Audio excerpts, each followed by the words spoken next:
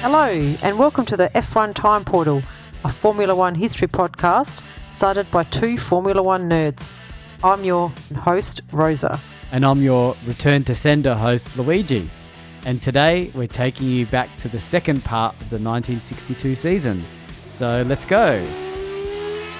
I see you're trying to continue with your homage to songs of the 60s, Luigi. That's songs. Songs of the specific year. Of the year, even. Yeah, and they have to be linked to motor racing in some way. So, how was Return to Sender? I don't know. It was the closest. It was the best thing I could find. And just a heads up, this thing's going to end soon because I'm running out of songs that have anything to do with motor racing. You're going to have to choose a new theme for your openings. Yeah, because at least the first episode of 1962, I said locomotion. There's a link there. That's right. But Return to Sender, I don't know. Is that an Elvis song? It is an Elvis song, a famous Elvis song. Very famous. And I'm not an Elvis fan. Don't think I'm an Elvis fan. I'm not particularly an Elvis fan. Although, anyway. Okay, so where are we up to? We're up to the third race of the season out of 9, the Belgian Grand Prix. Interesting if Elvis was into Formula One. We should check that out. I don't know. I don't think he was. No.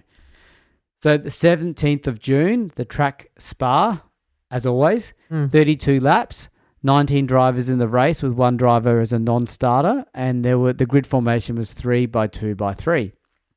So this time, as we heard in the past seasons, there are strikes that impact things, and it was Porsche that was impacted this time. So the only challenges to the British teams were the Ferraris of Phil Hill, Marisa. Oh, God. I'm not starting well with this guy. So you say it, Rosa. You said it, and I'll follow that lead. I would go Maresi. Well, that's in Italian, but I would say, I don't know, just say Marisi. That's fine. Marisi. Yeah. Baghetti and Rodriguez. And a big challenge, and it appeared at first as Phil Hill and Marisi set the pace on the first practice session on Friday evening, but it was Taylor in the Lotus team who surprised all by being fastest on first practice, as this was his first appearance at the Spa track. That's pretty good. This is a challenging track. Yeah, it's a track for the brave, right? Many other drivers had numerous technical issues which hampered their efforts on Friday, but on Saturday this settled down for most except Clark. He had to wait for a new engine after some serious engine issues on the Friday. So eventually, Clark took over Taylor's car on Saturday and set a mediocre time of 4 minutes 4.9 to qualify 12th. So I think he was compromised pretty heavily considering how good qualifier we know he is. Whilst Graham Hill and the BRM secured pole with 3 minutes 57. So that just puts in context how much slower Clark's time was. Yeah. Followed by McLaren in the Cooper and Taylor in the Lotus. As Porsche were absent, Gurney was free to drive a Lotus, and I imagine a customer or privateer Lotus, with a BRM engine. Wow. An interesting combination. Yeah. However, he decided in practice that the car was not race-worthy, so he did not start the race. That is awesome. He pretty much just said, this car sucks, and refused to drive it. Yeah, I know. It's weird. It's just a different... I mean, it may have been for safety reasons too. He probably thought, if I'm going to drive this car, I want to live and I want to get points. And he probably didn't feel safe in this car, I suspect. Do you reckon?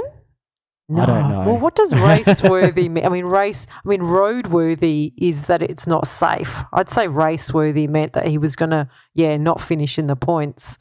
But good on him. Good on him. Yeah, standing up for what he believed was right. So, fair enough. So at race start, Graham Hill made a clean start in his BRM and led the field over the Eau Rouge Bridge. At the end of the first lap, Graham Hill was only just in the lead because he was very closely followed by Taylor, McLaren, Clark and Marisi. On the second lap, the first 5 drivers were literally changing positions all around the circuit, with Taylor now leading from McLaren. Okay, well this circuit is really suiting Taylor in that Lotus. He is hot. I know, and I mean, where's Clark, Yeah. So lap 3, Taylor and Marisi kept swapping the lead, with the other 3 remaining in very close positions. Amazingly, by lap 10, Taylor and Morisi were still super tight, but it was Clark who would now taken over the lead. What? So there you go. There you go. We thought it was Taylor that was running hot, but it was actually really Clark. I mean, you said he qualified 12th, didn't you? So now he's in the lead after 10 laps. Well, you know what this tells me, and we've talked about this in other races where, we had Taylor and Morisi fighting it out for the lead, but they didn't pull away. And we've talked about this about when a top driver gets in a position, they don't just get the lead, they pull away. Yes, yeah.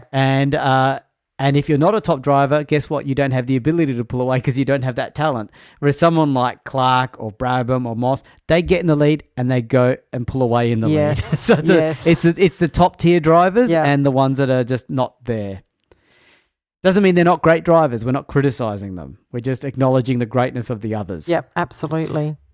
So the pace of the 5 leading cars now was so fast that they were over 25 seconds ahead of the rest of the field, with Phil Hill in the Ferrari and Rodriguez trailing in 6th and 7th. And they themselves were over a minute ahead of Mags in the Cooper. So we're talking some congestion, but big gaps. Congestion within those little groups, I mean. Yes. By lap 15, now Clark started to pull away on his own. That's what I was talking about. Setting a blistering time of 3 minutes 55.6. Remember his qualifying time was 4 minutes 4.9. Yes, that's right. And the lap he set was even faster than Graham Hill's pole position time. Yeah, of 3 minutes 57, I think you said. Yeah, that's right. So nearly 1.5 seconds faster. The battle for second place heated up. So obviously Clark was pulling away as Taylor in the Lotus spun, which allowed Morisi to close right up. So these two started passing and repassing one another again and again. And in fact, it was the feature of the race until lap 26. This is when Taylor's Lotus slipped out of gear, the two cars touched, and both shot off the circuit. So Morisi's Ferrari burst into flames as it overturned. Taylor's car ploughed into a telegraph pole, which came down across the top of the car. Oh no. We have heard about accidents with telegraph poles before, and they don't end well. What happened? No, yeah. But in this case, it was lucky that both drivers were thrown from their cars. Taylor had only a few bruises, and while Morisi sustained quite serious injuries, they didn't prove to be fatal. Wow. Just one touch has such a dramatic outcome. So glad that they all survived this time. Yeah, it's just a testament to the talent of these drivers because they know what the consequences are. It's out of your control. Yes. So to the race, Clark was left with a 40-second lead over Graham Hill in the BRM, while Phil Hill and Rodriguez in the Ferraris were an even more distant 3rd and 4th. They were the only drivers on the same lap as the leader. So Clark reeled off the remaining laps to win his first F1 race by over 44 seconds and the first win for Team Lotus in the famous Lotus 25. Oh, yes. Oh, so I think Team Lotus did win before, but this is the first win for the Lotus 25. Yeah, for their fancy new car. Yeah, and I think it's also the start of like a 6-year-long rivalry with Graham Hill. Yeah. That is one of the greatest rivalries of all time, I think. And I might be giving a little bit away here, but this would be the first of 4 consecutive wins at this circuit for Clark. And it's interesting because he says, why is it I can never win at Monaco, yet I win at Spa 4 times on a circuit that I hate? Yeah, remember he saw all those deaths. That's true. And that really put him off it. Yeah. But he dominates the track. He does. The hatred for this track must really act as like motivation for him. Yeah, it's unique, isn't it? So Phil Hill and Rodriguez had a huge battle for 3rd place, with Phil Hill beating him by 1 wheel. And Rodriguez was 20, and Phil Hill's the defending champion. Where's the respect? Where's the team orders? Do you know what I mean? Yes. And if I recall correctly, at the end of the last race, let me just quickly check. Yeah, Graham Hill and Phil Hill are equal first in the World Championship on 10 points. So he's leading Ferrari, the championship. what are you doing? What are you doing, Ferrari? Why are you even letting Rodriguez risk touching Phil Hill and having a bloody accident? I don't know. I have no comment. I don't know. You get what I mean, yes, right? I get what you mean. It's very frustrating. I don't know. I don't know what they're doing on the pit wall. Who are they watching the race? Are they actually managing their drivers? Doesn't sound like it. It doesn't sound like it at all. So of note was Joe Siffert, on his debut. He failed to qualify at the previous race in Monaco, but he finished 10th in this race. Okay. So congratulations, Siffert, and we'll hear more about him in the years to come. Okay. So, you mentioned Ricardo Rodriguez. Yeah, so he's at this race, he became the youngest driver to score championship points with his 4th place. He was 20 years old and 123 days, and this record would stand for 38 years, Luigi, until one of my other all-time favourite drivers, Jenson Button, aged 20 years and 67 days, broke it at the 2000 Brazilian Grand Prix.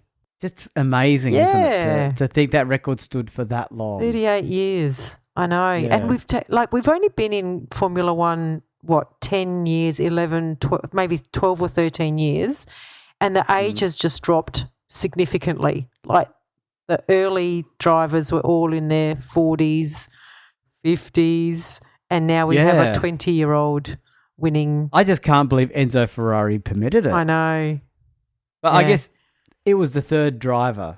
Yes. So he could roll the dice on that one. Apparently he loved his cars more than his drivers. Oh, yeah, of course. We all know that. He loves his cars, but not so much as to not destroy them or use them for parts at the end of the season. Okay, so the Drivers' Championship standings, Graham Hill on 16, Phil Hill on 14, Jim Clark on 9, Bruce McLaren on 9. And the Constructors, we've got BRM 16, Lotus Climax on 15, Ferrari on 14, and the Coopers on 11. Yeah, so Phil Hill up there on 14.2 points off the championship leader. So surprising, considering how the season... And we're already up to race 4, so we've had 3 races. So we're up to the French Grand Prix. It's at Rouen on July the 8th. It's a 54-lap race, 17 drivers attending, and the grid formation was a 3x2x3. So this is only one of 3 times an F1 race will be held at Rouen, with the last being in 1957. So this year it was Ferrari's turn to miss the race due to an industrial strike in Italy. Jesus, how many strikes are there? I know. So many strikes. Yeah, so, I mean, this is 62. I'm just trying to think. I think most of us are vaguely familiar with, for those of us of an age, are familiar with the big strikes that hit Britain when Thatcher took leadership in the 80s. Yeah, that was in the 80s, yes. So I wonder what instigated all these strikes in the 60s in Italy and Germany. Yes. Yeah. So anyway, it was a turn for Ferrari to miss the race. So therefore, there's no Phil Hill, sorry. So therefore, this means we can just say Hill. Okay. And when we say Hill, we mean Graham Hill. Graham Hill. I'm missing the French teams, Luigi. Remember them? There were a lot of them. There was a lot of them, but now there's none. Yeah. There's none. I know. And no one to fill out the grid when the big teams go missing.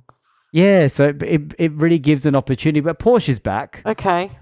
Yeah. So they come back with some modifications to their car, which seems to have worked. And because of that, on the first day of practice, Gurney actually set the 3rd fastest time, beaten only by Hill in the BRM and Surtees in the Lola. So even the Lola's up there. Yeah. Yeah. On the second day of practice, things began to normalise as Clark took pole position with the new Lotus 25 with a time of 2 minutes 14.8. He was only 0.2 ahead of Graham Hill's BRM and 0.6 ahead of McLaren and the Cooper. So we're getting back to a normal grid formation. And there was a rest day on Saturday. Weird local rules again. Yeah, it is, isn't it? Yeah. So on race day... Yeah, so they had a whole day off and then they raced on Sunday. I wonder what they did. I just don't understand. Were they drinking, smoking, partying, Yeah, sitting around the garage. I don't know. Yeah. Okay. Yeah. So on race day, Hill shot into the lead, nosing ahead of Clark in the Lotus and McLaren in the Cooper. Ginther in his BRM, however, found the starter button unresponsive. So once everyone had gone, it seems that he had to push the car to the pits where the issue was fixed, but he was a lap behind the rest of the field. Did he have to push his car? I'm guessing if he got outside help, he would have been disqualified. Yeah, that's true. I agree. Yeah. So he must have got out and pushed his car to the pits. What does that? I mean, usually the pits are like at the end of the lap, aren't they? Like So what is he? Is he going back? Is he pushing the car backwards? Did he push it a whole lap? Yeah, I don't. Yeah, and the organisers would have found that appropriate, safe, and appropriate to do. So, but he wouldn't have been able to push it backwards because he would have been disqualified for going in the wrong direction. That's right. That is I think weird. so. Maybe the pits were after the race start. Yeah. Maybe. And did we make a comment about the starter button? Yeah, no. Remember the starter buttons came in last year. Remember they were compulsory. Yeah, we did say that. Yeah. They were compulsory last year. Yeah. Okay. So but although they didn't work, what was the point of them? But anyway, I think they did work, just not in this case. Okay. So back to the race itself. By this time, Ireland in his Lotus had a slow puncture, and he survived some hair-raising moments, but retired at the end of the opening lap with a buckled wheel. So that's not good, a buckled wheel on a racetrack. Meanwhile, up front, Hill in the BRM continued to lead, followed by Lola, or Surtees in the Lola. You don't know, call it Lola. I like it. You keep thinking of that song, aren't you? I do. It's in my head. It's stuck in my head. You can't. Do you like the fast version or the slow version? Oh, no, I think I like the fast version. I have contemplated playing it, but we probably need to get approval to play it. I think you can play it if you call it educational. And it's less than 10 seconds. Okay. So, yeah, let's just... We might ask Adam to shove it in one of these episodes, perhaps. Yeah, Adam's our editor. Adam's our editor, yeah. Yeah. I don't know if he listens to all the episodes. He claimed he did, and he claimed he was starting to get into Formula One editing these episodes. So this is a test, Adam. It's right in the middle of this episode. It's not 17 minutes in or thereabouts. We want to hear 10 seconds of the Lola song somewhere in here. Yeah, if you drop it in, Adam, now, educational reasons, because we think the Lola song probably came out well after 62. Yeah, I think it was like the 70s or 80s, wasn't it? Yeah, but it is inspired by the Lola's F1 team. I think so. Yeah, not a female. No, it just happens to be a female's name. That's right. Yeah. Okay, let's see if Adam's listening. So by lap 3, it seemed that only Surtees was able to keep up with Hill's pace. And in fact, they crossed the line in the lead together on that lap. So that's pretty exciting. Hill, however, was able to keep holding the lead, and both Hill and Surtees pulled away from the rest. By lap 10, McLaren and the Cooper had spun out of contention, and Brabham, still in the Lotus, had retired due to a collapsed rear suspension. I bet Brabham can't wait to be driving his own car in his own team. That BT3 is coming soon, right? What did you say? It was Germany. It was going to be debuted. Yeah, I think so. I think that might be the next race, I think. Okay. Or within the next two, I think. So Surtees was next to hit trouble on lap 13. He pitted to resolve a fuel starvation issue. By the time this was resolved, he was down in 13th place. Oh, well, there goes the interesting battle for the lead. Yeah, maybe we now need to put on the slow Lola song to commemorate the fallback of Surtees. So this left Graham Hill in the lead with 15 seconds in hand over Clark. Hill was really in a league of his own as he continued to extend his lead. Surtees, meanwhile, was pushing hard to recover from his technical issue and moved up to 7th place. By lap 22, he was now up to 4th. So he was on form in this Lola, wasn't he? Yeah, they're doing so well. Yes. Yeah. So on lap 30, Hill was 22 seconds ahead of Clark and was lapping Lewis for the second time. Did I say Lewis? Who did I mean? Yeah, I think there must have been a driver. There is a driver called Lewis. Is. Yeah. Yes. I don't think it just threw me off. It just threw me off. I don't think they mean you, your work persona, Lewis, or Lewis Hamilton. No. Yeah. That's why I mentioned. The reason why I mentioned him, because as you know, we normally don't mention the drivers that aren't active. Yes. But he gets mentioned because of what's about to happen. So there is a driver called Lewis, as we've confirmed. Yes. And this is when Lewis's Cooper ran out of brakes. And he rammed Hill's BRM while he was being lapped. So this is not like in 61 when Phil Hill had a brain fade and desperately tried to... Yeah, was it Moss who was 2 or 3 laps behind? Yes. Yeah. This sounds like it was Lewis's fault. Yeah. It always does look... I mean, what happened? So what, Hill then was spinning and Clark was in the lead, was he? Because of this. Oh, yes. See, it always looks bad when a lead driver is taken out by a back marker and it costs them the win. Like, that doesn't... It's very bad look. Very bad look. I don't think it happens very often, does it? It doesn't happen very often, but you remember it when it does. Yeah. Like I think I've never forgotten in 1988, and this is a spoiler, but those of you listening to this podcast probably know that in 1988, McLaren won 15 of the 16 races, and the one race they didn't win, and this is a bit of a Ferrari story. I think you've heard me say this before, Rosa. Yeah. So Enzo Ferrari died in 88. Yes. Sorry, another spoiler. And when he died, the next race was the Italian Grand Prix. Yes. And Senna was winning that race. Prost had retired because of an engine issue. And it just so happened that Berger and Alboreto, both in the Ferraris, were starting to catch Senna towards the end of the race, which is a bit of a surprise because McLaren had really dominated. And this was, from memory, about race 10 or 11 of the season. Right. And Senna, in his desperation to keep in front, and I think he was less than 10 seconds ahead, but I would suggest comfortable.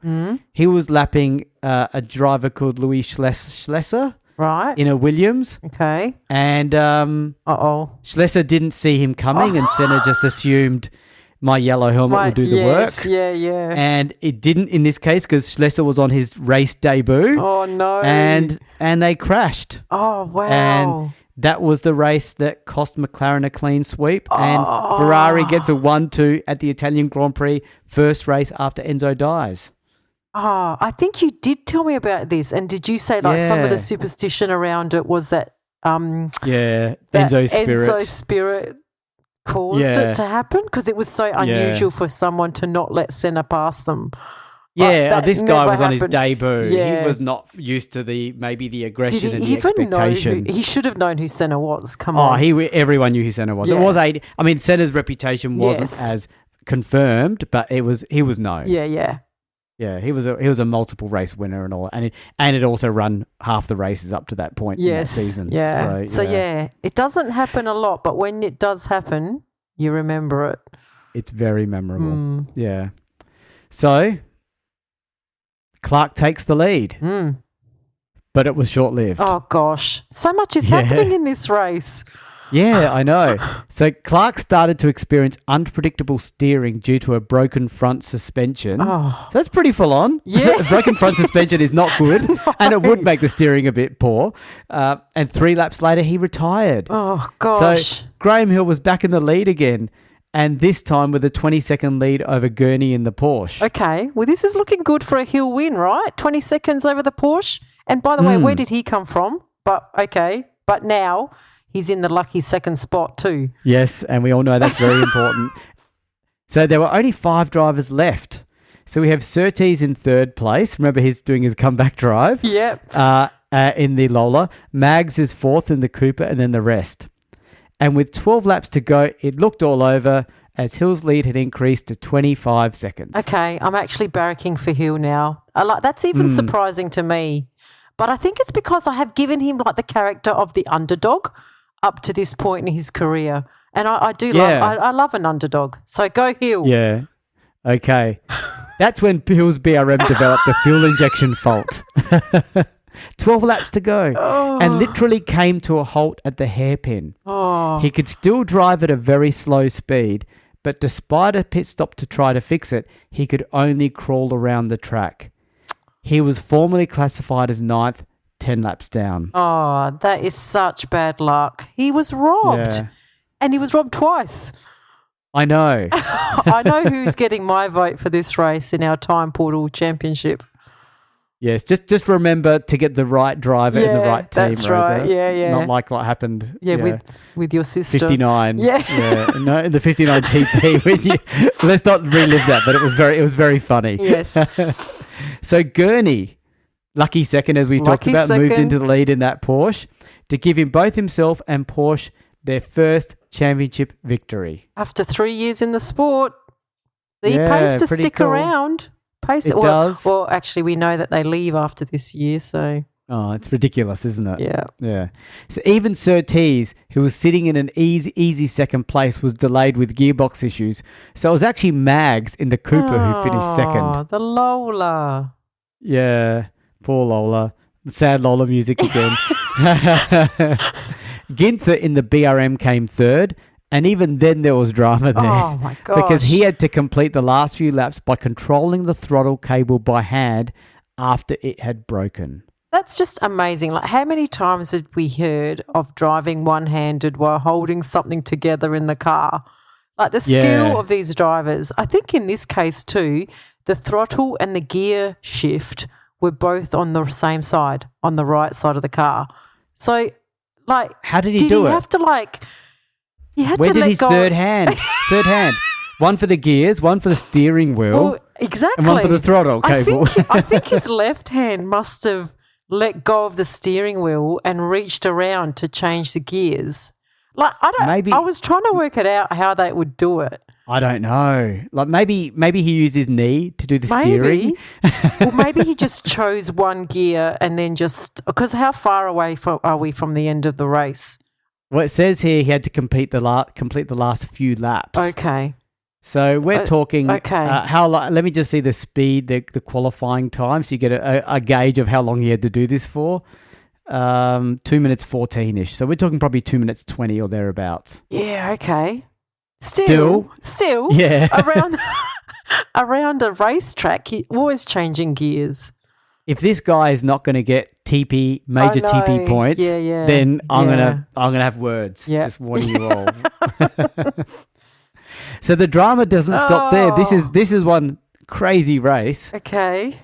On the last lap, Bruce McLaren in the Cooper took 4th place from Surtees. Oh, okay. Good on you, Bruce. Yeah. Ruining There's the still Lola. more drama. No. Still more drama. The funny thing is we see the drama because we've got the information. We're doing the race review. If you were a fan at the track, you wouldn't have known that Ginther was using the hand cable, and you wouldn't have known this other person was. No. You'd have just wondered, why is he going slow? You know? So there's still more drama. As Surtees crossed the line and headed for the pits, he found his path blocked by Trintignant's Lotus. There was confusion as Trintignant, who was in 7th, caused a blockage, which meant Taylor arrived at high speed and rear-ended Trintignant to avoid Surtees. Oh. Both cars ended up in the safety hay bales, I'm using your term, badly damaged, but the drivers weren't injured. Wow. Okay. Yep, that was a lot of drama for a very confusing end. What were the final placings then? Yeah, it was Gurney in 1st in the Porsche, Mags 2nd in the Cooper, and Ginther 3rd in the BRM. And I'll make a little side comment. At the 2024 Australian Grand Prix, I went there, and Rosie, you were there too. Yes. And I was looking at 2 memorabilia posters to get. Yes. One was of Gurney, who had signed a picture of the 1962 Porsche, recognising Porsche's first win. And I don't think it was his first win. I don't think it was. But anyway, it was Porsche's first win. It may have been Gurney's as well. Or the other poster, which was a 1989 picture of Prost ahead of Senna at the Japanese Grand Prix before the incident happened. Yeah. Which we like to say that was Senna about to lap Prost. But no, Prost was in the lead. So the main thing is I was very close to buying that Gurney picture with the it was Porsche. a good picture. It was a great picture. It's it was black a really and good white. picture. It was really good. Yeah. Showed the Porsche really nicely. Yeah. Anyway, can't have it all. No, that's for next time we're there, Luigi. Mm-hmm. Okay, so the Drivers' Championship standings then are Graham Hill on 16, Phil Hill on 14, and Bruce McLaren on 12. Jim Clark is on 9, so he's there, but he's way far off the pace, isn't he? And just pointing out, this is a wide open championship. Yes. There's 7 points between 1st and 5th. Yep. That's not much. No. And we're not even halfway point of the season. 4 out of 9 we've done. Yeah, it's also pretty close in the constructors, as you can expect, with BRM on 20, Cooper on 17, and Lotus on 15. Ferrari's on 14. There we are talking like, oh, Ferrari's having a bad season. Yeah. Maybe we've been too harsh to judge that because maybe they're not winning and getting the whole front row lockouts anymore, but they're getting consistent points. Yeah, Ferrari fans are very hard to please. We want to see full domination. Full domination or you're losing. Yeah, or you're losers. That's right. You're losing and you're losers. Yeah. Okay, so we're up to the British Grand Prix, race 5 of 9. It's on the 21st of July at Aintree. 75 laps, 21 drivers, and a 4x3x4 grid formation. And this was the second consecutive year that the race was being held at Aintree. And apparently this was controversial. Really? I didn't find anything on it. Do you know why it was controversial? No, I don't, to be honest. No. Yeah, so if you couldn't find anything, I wonder if there's a Ferrari link and they cleaned that too. Or maybe it was just Mike Lang's view that he didn't. Yeah, it wasn't near where he lived in England. He lives near Silverstone. That's right.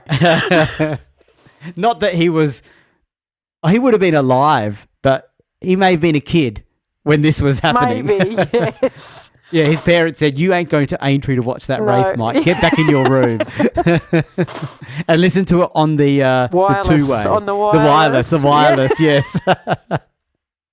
Okay, so to the race or to the qualifying, Clark actually in the Lotus claimed pole with 1 minute 53.6, followed by Surtees in the Lola and Ireland in the Lotus. Defending champion Phil Hill qualified a lowly 12th and was actually the only Ferrari on the grid. So maybe sacking the entire technical team the previous October was not such a great idea by Enzo. Yeah. So on the warm-up lap, Taylor's good work at getting on the front row came to nothing as he had problems selecting gears. So when it came to race start, Clark took an immediate lead with the grid following in fairly close qualifying order, except for Gurney, who launched up from 3rd to 6th place. Who launched up to 3rd from 6th place, the other way around. Clark and Surtees, so Clark in the Lotus and Surtees in the Lola, pulled away from the rest, and by lap 20, Clark himself had a 7-second lead over Surtees, so it's pretty quick. Gurney started to slip back with a slipping clutch. By lap 40, remember this is a 75-lap race, Clark was over 17 seconds ahead of Surtees, who was himself 60 seconds ahead of McLaren in the Cooper. At this point, the race was considered somewhat processional, and it ended with Clark first, Surtees second, and McLaren third. This is what I call the opposite of the last race. Yeah. No, the last race was crazy. No crazy drama. Nothing happened. Yeah. Well, I did find that the BT3 was meant to debut this race, but at 3 o'clock in the morning, the team discovered that they had been supplied with the wrong exhaust system. So they had to wait for Nurburgring in 2 weeks for the debut. So that's interesting. I guess it wasn't very easy to get parts quickly as well in this era. And also, I did read that Brabham suffered burns on his right foot on lap 40 and in excruciating pain still managed to finish 5th. So that's pretty awesome.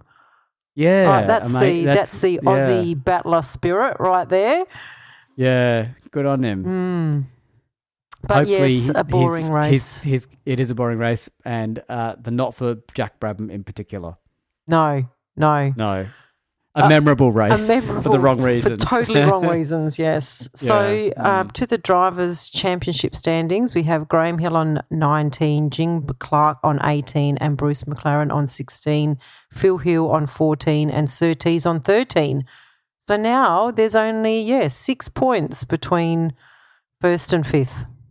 Yeah, so tight. And in the constructors, we've got Lotus on 24, BRM on 23, Cooper on 21 and Ferrari on 14 and the Lola on 13. There you go. Yeah. I wonder if Adam's going to put the Lola music in every time. Let's see. If he's listening, he might do it. Yeah. He'll charge us for the time. Yes. You promised me shorter episodes, Luigi.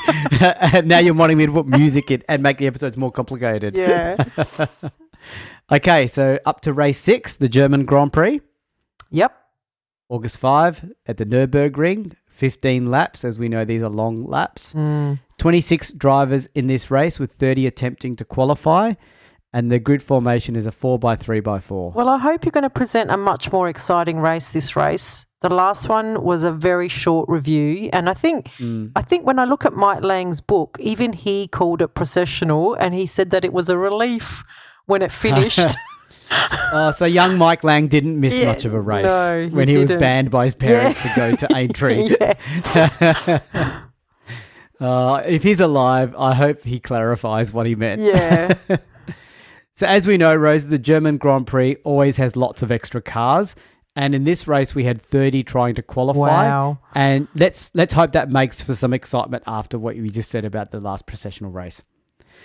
So yes, we see the debut of the Brabham, the BT3, driven by Mr. Jack Brabham. Hopefully his foot has recovered. Ferrari is also back for this race with a new 156, but that were not very competitive. Oh. Yeah, it's starting to look like a bad year for Ferrari again, unfortunately. But I did want to tell you about some unconventional excitement before the race even started here. So apparently during one of the practice sessions, a German television company mounted a camera on the back of one of the Porsches. Now, the FIA did have rules about their members not mounting cameras to cars, but this particular Porsche was not a member. So they did it. The mounting broke and the camera fell onto the road. Graham Hill then drove over the camera and it split his oil pipe. This sent oil onto his tyres and he spun off the circuit into the bushes. Safety bushes, you mean? Safety bushes, yeah. Yeah. But before the marshals could appear... Yeah, remember this is a 22-kilometre circuit, so they're not sitting on every corner like we have today. Yeah. Mags's Cooper, going around at about 200 kilometres per hour, lost control on the oil slick and he too shot off the circuit. Luckily, both drivers escaped injury. I'm sure their underpants didn't escape injury. This is insane. I mean, it shows the potentially fatal consequences of a minor thing like a camera falling off a mount. Yeah, and it also provided you with the first opportunity to mention underpants on our podcast, Luigi. You know what? It's taken me a long time because considering those of you that know me personally, I'm pretty crude with my sense of humour, and it took me to the 1962 season to finally feel fear. Okay, come on, get back to the race. Yeah, so the German fans would have been thrilled that Gurney claimed pole position in his Porsche. So that, and then followed by Graham Hill. And his new pants. Yes. And his new pants. Then Clark in the Lotus and Surtees in the Lola. On race day, there was heavy rain, so much so that the race start was delayed by an hour due to actual landslides. Okay, well, we finally figured out what can stop a race. It's an actual landslide on the track itself. I think we said that. I think we said at the time it would have to be like an earthquake that actually split the racetrack in half by more than like a metre.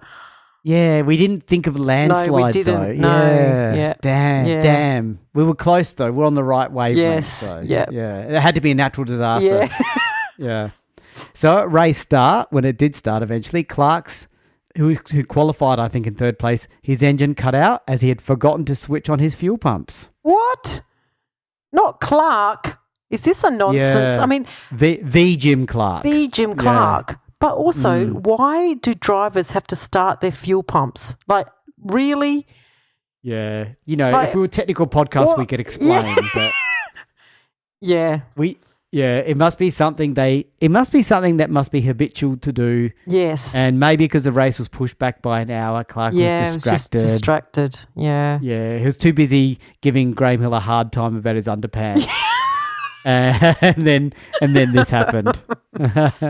Okay, I doubt it, but okay. Yeah.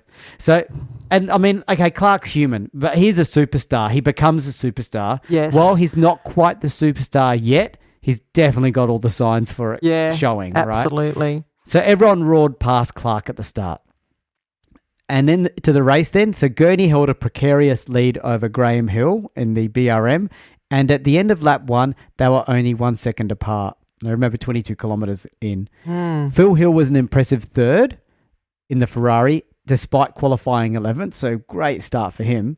Followed by Surtees in the Lola, Bonnier and the rest. Yeah. Clark, sorry, go on. No, you go. Clark was already up to 10th place, having already passed 16 cars. So talk about really wanting to make up for what he did. Absolutely. And like you said, these are 22-kilometre laps. This is just the first lap. And so he's made up all of that time in 9 minutes. That's pretty impressive. That is superstar quality right there. Yeah. So on the second lap, the race became a 3-car affair, with Graham Hill harrying Gurney in the lead and Surtees moving into third place. On lap 3, Graham Hill and the BRM took the lead.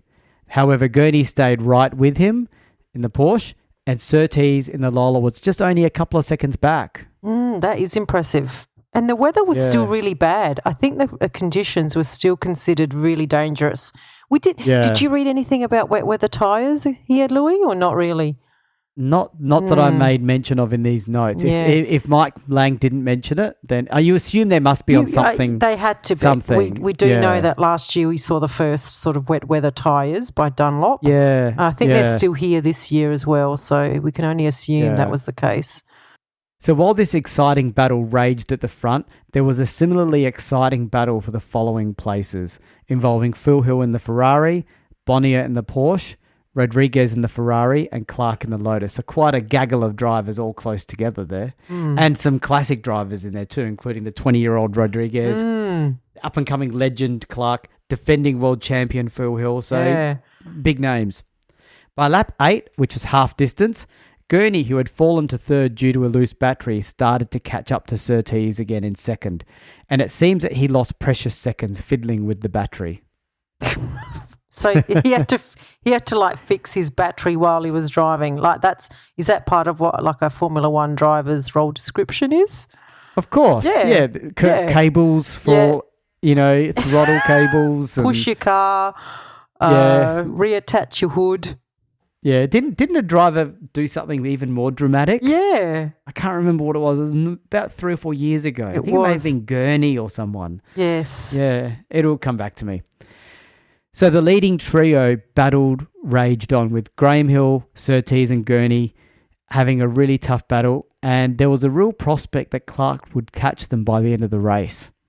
Then Clark had an almighty slide on lap 11 and was fortunate to stay on the road. Let's not forget the conditions are pretty atrocious still. And at this, he settled for 4th place and maybe for his life.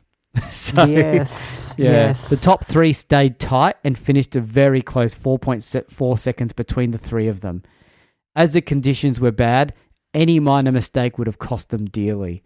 Can you just imagine the pressure? You're in 3rd place. You're only 4.4 seconds behind the leader. It's atrocious conditions. The temptation to gun it would have been there, but there's a survival instinct in you too. Yeah. So the race turned out with Graham Hill winning, followed by Surtees in the Lola, and Gurney in the Porsche 3rd, and Clark settling for 4th in the Lotus.